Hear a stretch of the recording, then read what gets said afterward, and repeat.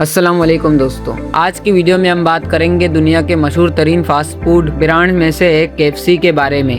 آپ نے KFC کا نام ضرور سنا ہوگا، شاید آپ نے اس کا مشہور چکن کھایا بھی ہو، لیکن کیا آپ جانتے ہیں کہ KFC کی شروعات ایک بہت چھوٹے کاروبار سے ہوئی تھی۔ اس برانڈ کے پیچھے ایک ایسے شخص کی کہانی ہے جس نے زندگی میں کئی مشکلات دیکھے، مختلف کام کیے اور کافی دیر بعد اسے وہ کامیابی ملی جس نے اسے دنیا بھر میں بہت مشہور کر دیا۔ اس شخص کا نام تھا آرلینڈ سینڈرز۔ آج ہم جانیں گے کہ آرلینڈ سینڈرز کون تھے، KFC کی بنیاد کیسے بڑھی اور اس کا نام کیسے مشہور ہوا، اور ایک چھوٹا سا چکن کاروبار دنیا کے بڑے فاسٹ فوڈ برانڈ میں کیسے تبدیل ہوا۔ تو آئیے شروع کرتے ہیں۔ آرلینڈ سینڈرز کون تھے؟ آرلینڈ سینڈرز امریکہ میں پیدا ہوئے۔ ان کا بچپن بہت آسان نہیں تھا، کم عمری میں ہی انہیں گھر کے حالات کی وجہ سے ذمہ داریاں اٹھانی پڑیں۔ جوانی میں انہوں نے مختلف قسم کے کام کیے۔ ان کی زندگی میں ایسا کوئی راستہ نہیں تھا جس کے بارے میں وہ شروع سے ہی جانتے ہو کہ یہی ان کا مستقبل بنے گا، لیکن سینڈرز کو کھانا پکانے میں خاص دلچسپی تھی۔ وقت کے ساتھ انہوں نے چکن بنانے کے مختلف طریقوں پر تجربات شروع کیے۔ وہ چاہتے تھے کہ ایسا چکن بنایا جائے جو ذائقے دار بھی ہو، کرسپی بھی ہو اور لوگوں کو دوبارہ کھانے پر مجبور کرے۔ کئی تجربات کے بعد انہوں نے اپنے چکن کو ایک خاص انداز میں تیار کرنا شروع کیا۔ لوگوں نے اس ذائقے کو پسند کرنا شروع کر دیا اور یہی چیز ان کے کاروبار کی بنیاد بن گئی۔ سینڈرز نے امریکہ کی ریاست کنٹکی میں مسافروں اور مقامی لوگوں کو کھانا فراہم کرنا شروع کیا۔ اس وقت ان کے پاس آج کے KFC جیسا بڑا ریسٹورینٹ نہیں تھا، وہ محدود پیمانے پر کھانا فروخت کرتے تھے، لیکن ان کے چکن کی شہرت آہستہ آہستہ بڑھنے لگی۔ لوگ خاص طور پر ان کے فرائڈ چکن کو پسند کرنے لگے۔ سینڈرز نے محسوس کیا کہ اگر ان کے چکن کو زیادہ لوگوں تک پہنچایا جائے تو یہ کاروبار بہت بڑا بن سکتا ہے۔ یہاں سے اس کے ذہن میں ایک نیا خیال آیا۔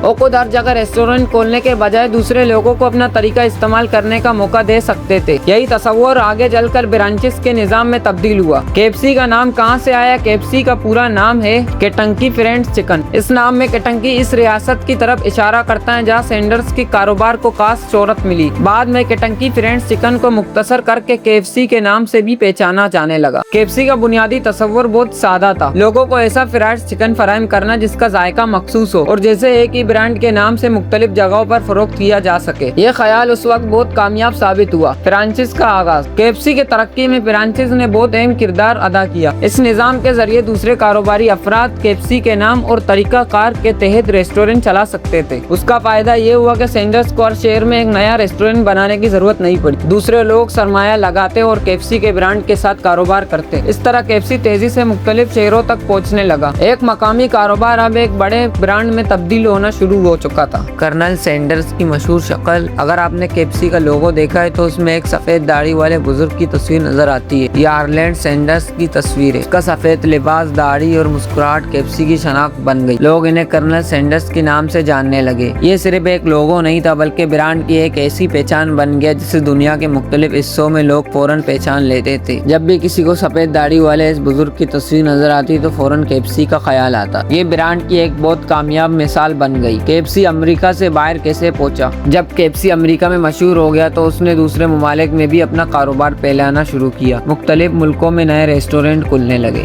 تو دوستو، یہ تھی KFC کی کہانی، ایک ایسے شخص کی کہانی جس نے مشکلات کے باوجود اپنے ہنر کو نہیں چھوڑا۔ آرلینڈ سینڈرز نے ایک چھوٹے سے کاروبار سے آغاز کیا، اپنے چکن کو لوگوں میں مقبول بنایا، فرانچائز کے ذریعے کاروبار کو پھیلایا اور آخرکار KFC دنیا کے مشہور فاسٹ فوڈ برانڈ میں شامل ہو گیا۔ اب آپ مجھے کمنٹ میں بتائیں آپ کو KFC میں سب سے زیادہ کیا پسند ہے، چکن، برگر، ونگز یا فرائی؟ اور اگر آپ نے ابھی تک KFC کا کھانا نہیں کھایا تو کیا آپ اسے آزمانا چاہتے ہیں؟ اپنی رائے کمنٹ میں ضرور بتائیں۔ اگر ویڈیو پسند آئی ہو تو لائک کریں، چینل کو سبسکرائب کریں۔ ایسے ہی مزید دلچسپ معلوماتی ویڈیو کے لیے ہمارے ساتھ جڑیں۔